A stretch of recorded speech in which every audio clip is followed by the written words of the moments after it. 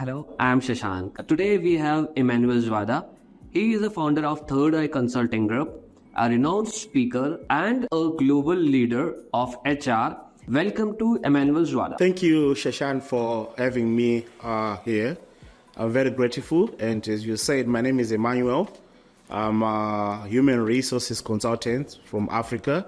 I'm running a company called Third Eye Africa Consulting Group, which is in 3 or 4 countries in Southern Africa. And we are not only in Southern Africa, we also have partners across the world, partners here in India. Because of our approach in business, we localize our operations where we are local in Africa, but we also act global. I've done a lot in the fraternity of human resources, locally, away in Africa, and regionally and globally. Recently, I was at the World HRD conference as a speaker, and I've spoken in various conferences globally and regionally. We have also done great things in terms of assisting organizations to set up proper HR systems and structures so that they're in line with global practices of human resources management. I'm also a columnist, human resources columnist, with more than 500 articles of human resources management on topical issues only. So this is brief of me. Nice. So I just want to know basics about what are the signs to have a positive attitude or can say good vibes at a workspace. Yeah, by just saying a vibe, everyone needs a workplace where there is a vibe, and without vibe, employees will resign to other companies, etc. Especially nowadays where there's a lot of pressure, a workplace itself needs to have a vibe. So in each and every culture that we have in a workplace, actually there should be some vibe. We should feel it that we are in an organization. And as you asked, how best can we see that this organization has a vibe? Or how can employers see that their organization has a vibe? So one of the things that you check or that you see from your organization is the morale of the employees. How are your employees responding? What is their morale as far as we are concerned? We can also talk issues about their commitment to work. You can actually see that this person is committed or not committed.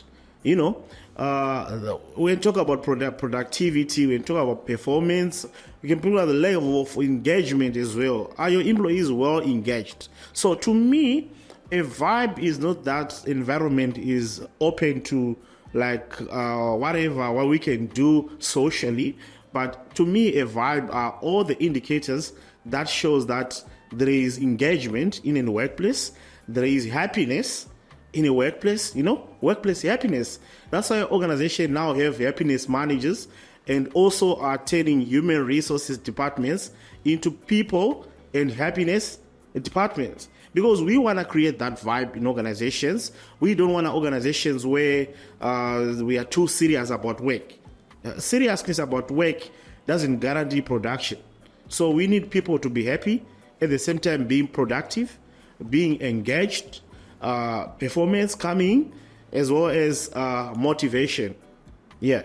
Right. Interesting. So, how do you understand or how a leader can understand that the employees are loving the workplace, or how we can feel that, yes, our employees are loving our workplace and doing the best and productivity is good? Yeah, it's very simple. It's very simple because I understand each and every organization have got metrics to measure performance, metrics. Some of them, they have metrics to measure happiness. You can actually feel it that no. Something is wrong in this organization. Probably you're a manager and you give order and or you give a task to your employee. The task is expected to be done probably in 2 days. You see, up to end of week, 7 days, nothing is being done. It's an indicator that something is there. So you actually have to check, continuously monitor, checking your employees, is everything okay? It is so that you can feel if that organization has a vibe. So there are a lot of indicators that we can check for you as an employer to see if your organization has that vibe. How is your your communication level with your employee. Is it a boss employee, or a leader employee, or a peer to peer? How is your employment relationship in your organization? Actually, if you check in some organization, there is no open door policy, and for you to see the owner of the company, or for you to see the CEO or the manager, it can take you a lot of time. But to some, especially upcoming organization SMEs, and it's very easy for you to get hold of the manager. Also, there is that feel, that relationship between the manager and the employee. So it's seen, you can sense it, that no, something is wrong with my organization. Also, if you check the employee turnover, or the churn rate of your employees in terms of labor turnover, you can actually see that no, something is wrong. Why is it your employees resign every month? Have you ever checked? Have you ever done exit interviews to check the reasons for resignations? So probably some of the issues may not be about the organization themselves, but they may be because of the leadership styles that are used in that organizational setup as well. So there are a lot of variables that we can check to see if we have a vibe, and these are pull and push factors, internal factors of the organizational setup and structure, as well as other factors such as inherent factors that comes from the leadership that we have, that comes from the management that we have, that comes from the supervisors that we have in organizations. Right, agree with your point. Now, the same thing if we talk about like people or employees who are working remotely. So how we can expect that how they are feeling, or how we can get to know that how they are feeling? Are they feeling good by working from home? Means how exactly we check that? Yeah, remote work is something is on the rise. A few years ago, before COVID, we see a lot of companies working remotely. And nowadays, we are seeing outsourcing of labor, where someone here in India can work in Africa, someone in Africa can work in Europe remotely. And obviously, with the rise of remote work, etc., artificial intelligence, etc., technology, we need as an organization to devise strategies to check and see if our employees are well engaged. But the question that you have also, and the listeners and the viewers have, is how best can we check the engagement level of remote workers, and how best can we feel that we have them as part of our employees. Now, with the changes that are happening, I believe also there are collaborative working tools where you can continuously engage via online with your workers to check if they are really happy, if they are into it or not. But apart from that, one of the easiest ways of checking is to check on performance. Performance don't lie. And it's very rare that someone who is not happy performs. So research says that a high performer is a happy employee. And when you see your employees, even if they are remote, you give them targets, they meet the targets online, they meet all the targets as given, they also respond when you call for a meeting. There is some sense that, no, at least the employees are well engaged. At the same time, again, when you call for a meeting remote, when you see no one attends, or when you see people giving excuses, etc., you have to question yourself. Probably they are disengaged.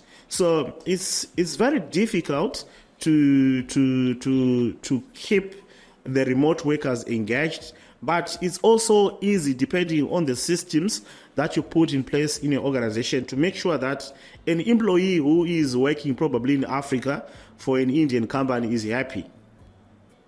And if you check issues with issues of remote work, it's something that we also need to take into consideration very high, because normally people, they become disengaged if we also don't appreciate them in their area of work. Probably someone is working from Africa but working here in India.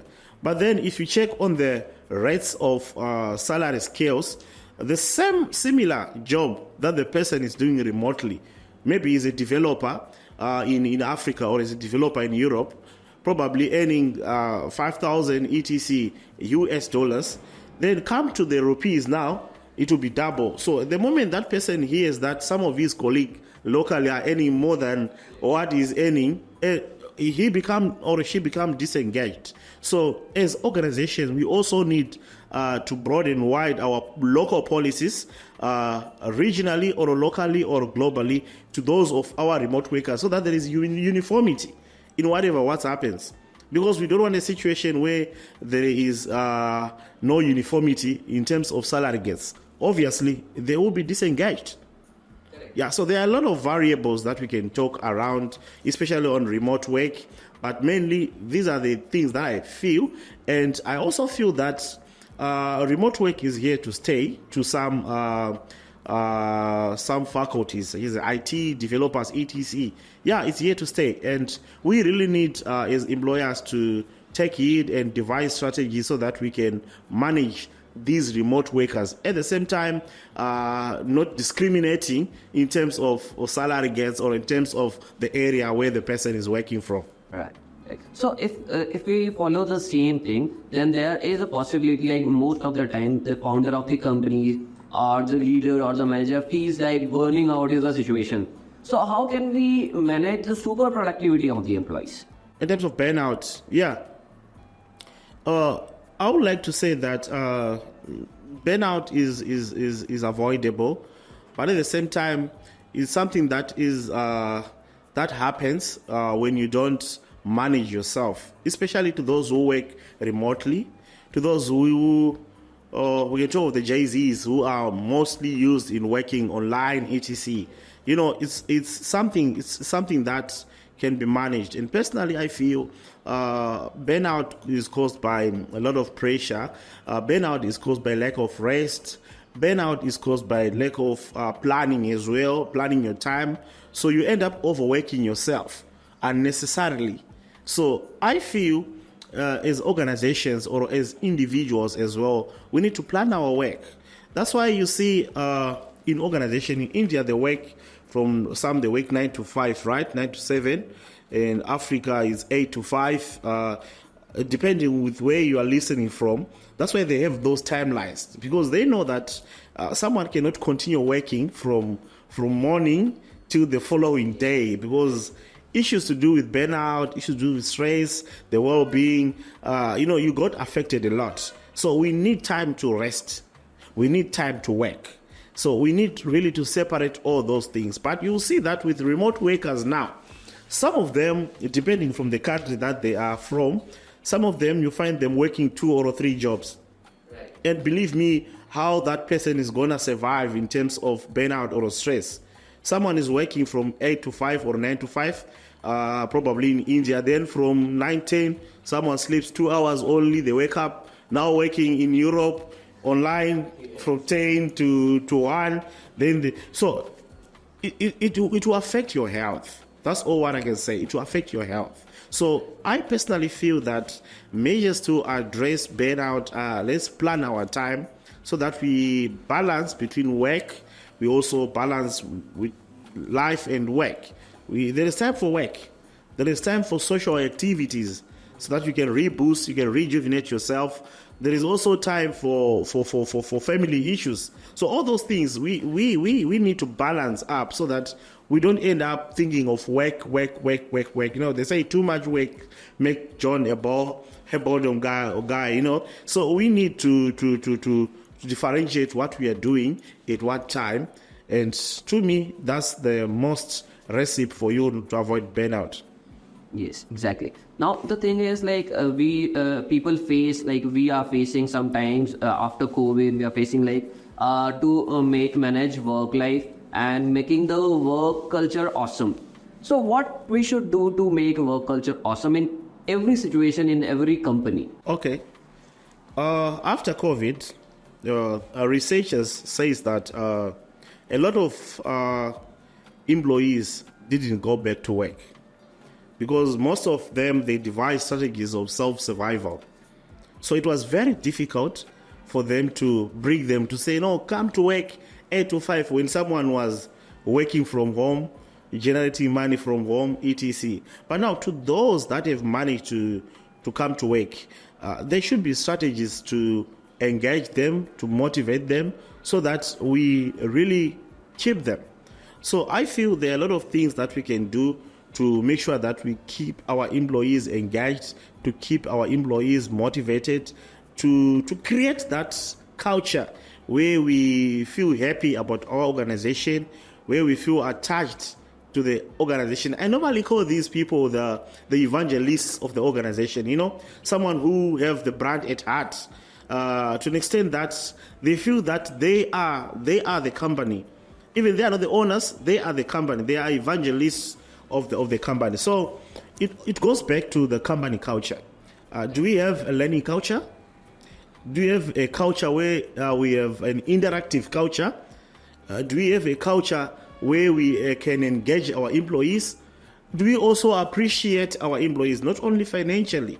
A lot of people think of financial, we would find non-financial appreciation as well. Worker of the month to someone who has performed very well, long service awards, etc. So it all goes back to how we manage our workplace in terms of the systems and the practices to ensure that we keep these employees engaged.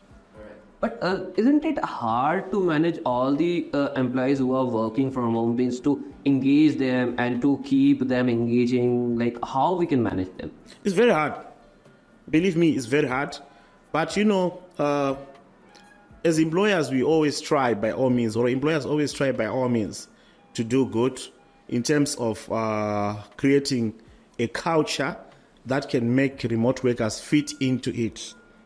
But obviously, they cannot be the best, but they are there. As I said before, that when you are having remote workers, try to ensure that there is no discrimination, because once they see that there is a sense of discrimination, it can be in terms of race, in terms of salary, gets, etc. They become disengaged. Also, you should involve them more, because it's very difficult to work with someone remotely. So what it means is you should have continuous time to engage them live, probably on live meetings, Meetup, Google Meet, etc., so that they also feel part and parcel of the company. We cannot have a remote worker where you spend 3, 4, or 4 months. Then the 4th month you say, no, just wanted to check on you after 4 months. So you need to continuously check on them so that they also feel part and parcel of the company. And once, even if they are remote workers, once first per meeting, you can call them. Can you come for a meeting? We understand that you are remote, but can you fly to Europe for a meeting? Can you fly from Africa to India for a meeting? So that they also feel they are part and parcel of the company. How companies make sure that the work from home employees are engaging with us in big events also? It's not easy to engage with remote workers, but we need to have strategies so that we keep them and we keep them engaged. Now, are you aware that there are online team building programs that can happen online?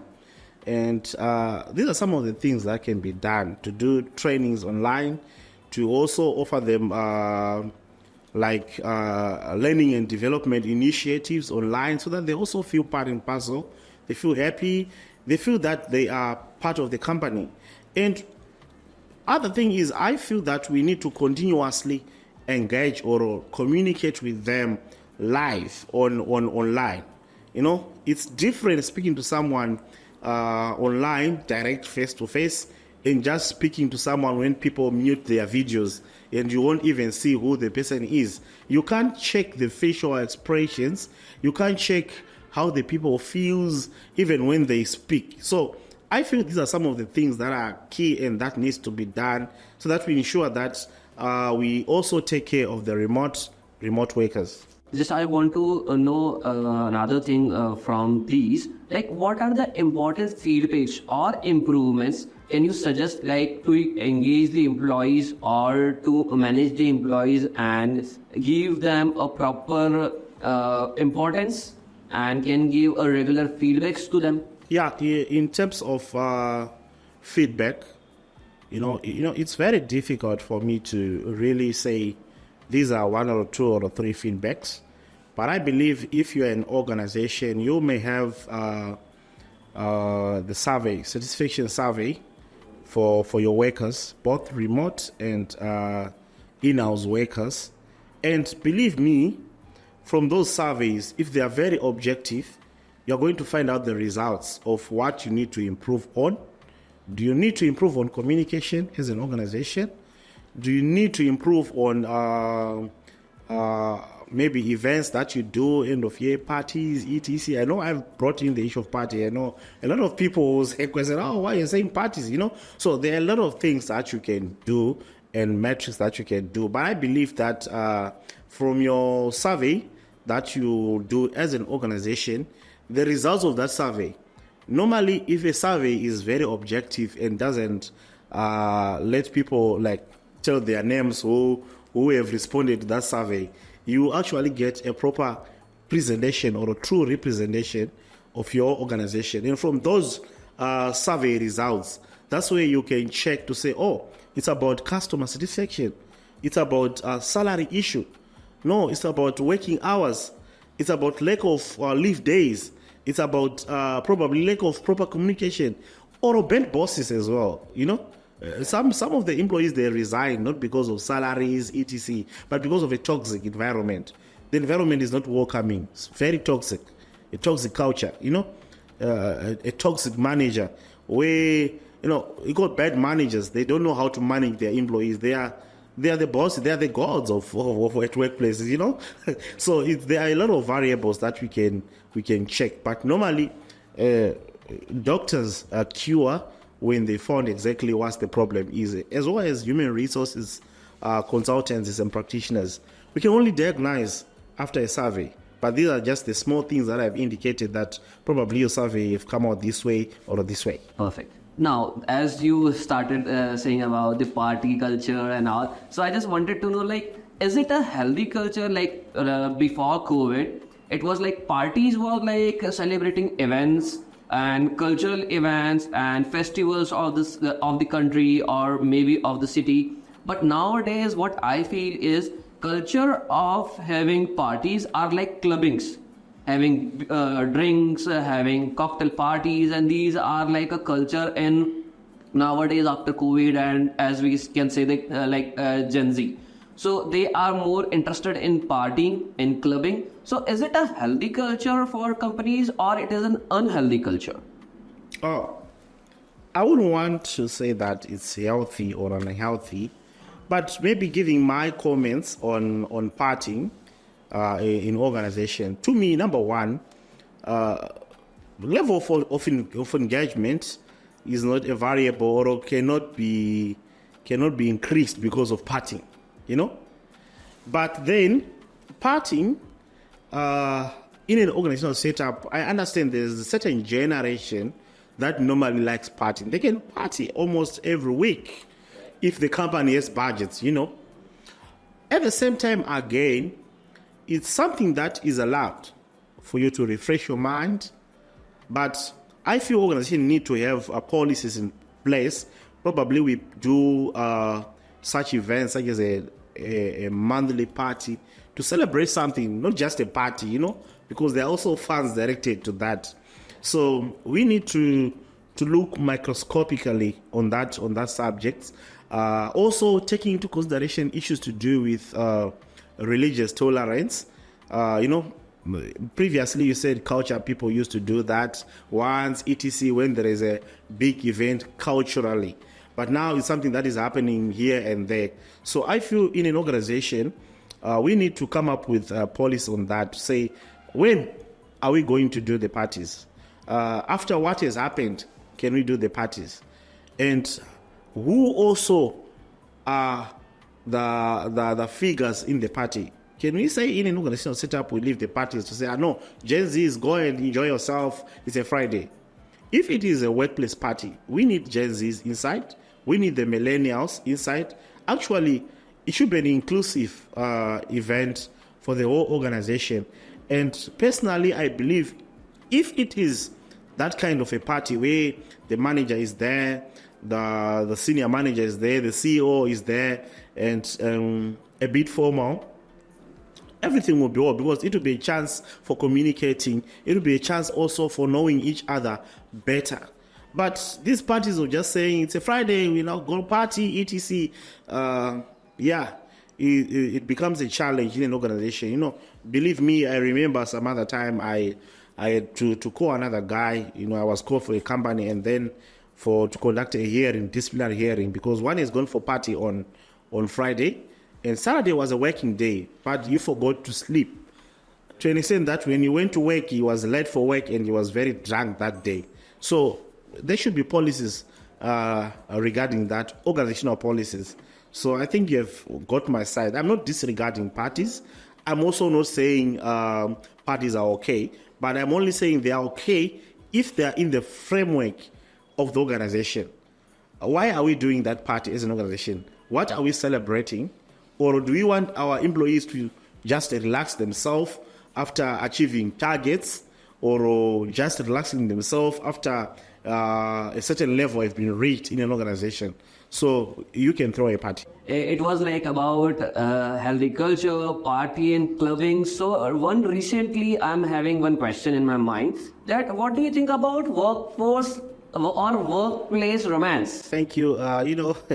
I feel like laughing when you asked about workplace romance, because it's more like you're following closely for what we have been saying. We've talked about parties, then you're now on workplace romance. Now, let me define what workplace romance is.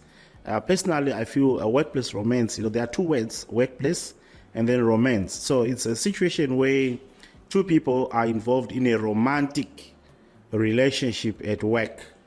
And obviously, the fact that you have pointed that they will be go partying, etc., you don't know what will end up happening. And, there are subjects that when you are given to comment about it, it feels like a taboo, but it's not, because that's a reality. I was reading some newspaper 2013, and the other one I read in 2019, was saying that here in India, they are there, 65% people who have married from their workplaces. So it's quite a topical subject for me to comment on that. But I feel like, it's there. People, they spend most of their hours at work. And I'm not sure with India if there are any frameworks that deter or that does not allow people to have such relationships at work. But at the same time, when we talk of ethics, it's unethical, because yes, you are relating very well, but when you face a challenge, it's going to spill over to other people. So I would like to be very careful in commenting on these subjects, because I know there are people who are actually in a relationship as I'm responding to what you have said, and there are people also who have got some bad memories and the bad past because of what has happened also in an organizational setup. So, it's there, workplace romance, but I personally, this is from my own perspective, I don't encourage it because of various issues. Number one, when you cross roads, it will affect the organizational setup and performance, number one. Number two, this also goes to favoritism. There is no way you can ignore your girlfriend when you're at a workplace, So it's something that is very key. So I personally think that a work should be a place of work. And relationship, probably, when you feel that you are attracted to someone, because these are feelings, you cannot suppress them, you can resign and work in another company so that we don't affect work. So just want to understand how we can manage the work, or can say the business, if we are allowing workforce romance, or maybe if there is something which is going on in workplace. So how we can see, or what we can do so that our business would not hamper with that? Yeah, that's a hard question, but I'll try to respond it, because we are more concerned about business. When employers set up businesses, they are not concerned about whatever happens. They are concerned about the profit and business. So how can we ensure that we manage that? Number one, I personally feel that if you are in an organizational setup and you are in a relationship, please disclose it so that you make easier for human resources department to put you in a department where you don't have to link up at a workplace. It's not easy to link up. Probably maybe you work in the same department as accounts department, and the accounts payable, you are the accounts receivable, accounts payable is your girlfriend. It's not easy to wake up in a same department. So those that are part of it, they have to disclose. Then after disclosing, probably HR can change department, etc. Also, as I said, this goes to the humanism, the human element. I personally feel it's not okay to date your co-worker, because when we open it up, we end up our bosses dating the junior employees, or a junior employee getting involved in a relationship with their leaders. So I personally go back to the ethical issues of managing work. I feel it's not proper. At the same time, I am saying organizations should come up with policies. If you go to other countries, there are corporate dating policies to say if you feel you are in love with someone, or if you feel you are in a relationship with someone, that person has to resign, so that when friction happens, it doesn't affect the work. That's my feeling on workplace romance. But believe me, it's happening. It's happening. That's why you hear a lot of issues, sexual harassment issues, etc. If we don't control those things, it will end up being sexual harassment, because when a relationship goes sour, it will affect a lot of things. And as a business, we would want also to be affected by a sour relationship in an organizational setting. Perfect. Great insights. So as we wrap up, I just want to know your decisions, or maybe we can say what are you thinking about the new graduates who are coming up, like new graduate students are coming up, and what advice you can suggest to those that they can have a great life ahead as an employee? Oh, thank you. This is quite a very powerful question to end with, and I want to talk on two perspectives. The first perspective is we have got graduates that haven't got employment since they graduated. So they've continued to learn and learn and learn. So they become overqualified but not employed. Then the second point, we have got graduates that recently got employed, but they don't have experience, right? So my advice to the graduates is that these guys, they need to learn first, You cannot be a superhero without experience. Experience is the best teacher. They have to learn, and personally, if I was a graduate as well, I would rather get attached to organizations to do some volunteering, so that I also get to learn the concept of what I've studied. We have a problem with graduates that need to rush to be managers. You just get out of school, you want to be a manager. Really, come on. You can't be a manager. You need to learn. Get experience, get enough experience, learn soft skills, learn hard skills. Then as you grow through your career, these positions will definitely come to you. And to me, I normally call these issues the issues of know what and the know how. So a lot of graduates, they know what is supposed to be done. I'm simply saying they have got a bookish knowledge of what they have learned, but they don't have hands-on experience, which is the how part. So they know what, but they don't know how. So I feel they need time so that they can cultivate on knowing how. And that time is found by experience, hands-on experience. Guys, come on. Come volunteering, etc., graduate traineeships, etc., so that they have more experience. And to those that are overqualified and not experienced, I think it's high time that when you apply for jobs, don't put a lot of certificates, 15 certificates, but when we check on your experience, you don't have any experience. Start somewhere. Yes, we know we have got a lot of certificates, but start somewhere, then you build your career progression in a proper way. That's the only advice I can give to the graduates. Thank you so much for coming to Indore. It's been nice to meet you.